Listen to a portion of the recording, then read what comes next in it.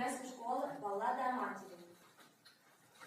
Постарела мать за 30 лет, а вестят сына нет и нет.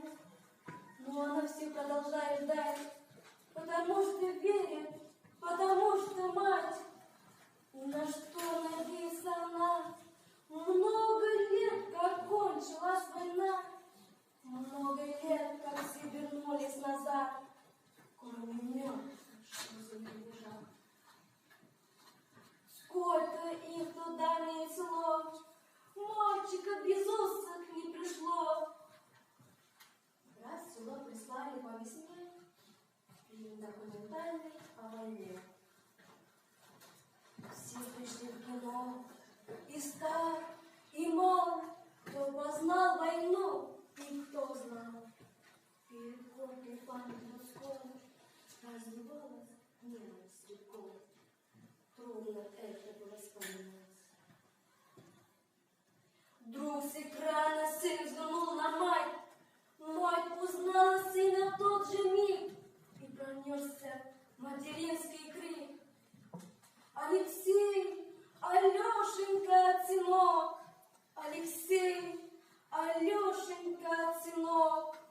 Словно сын ее слышать мог. Он рванулся из траншеи в бой, стала мать прикрыть его собой. Все боялась, вдруг он упадет, но сквозь годы шагся сын вперед.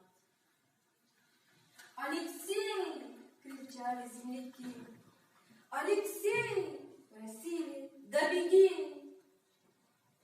Кадр сменился, сын остался жить. Просит мать о сыне повторить, просит мать о сыне повторить. И опять в атаку он бежит. Жив, здоров, не ранен, не убит.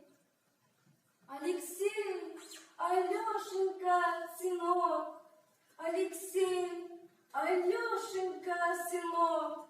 Словно сын ее слышать мог. Дома все не чудилось кино. Все ждала, вот-вот сейчас в окно, посреди тревожной тишины постучится сын ее с войны.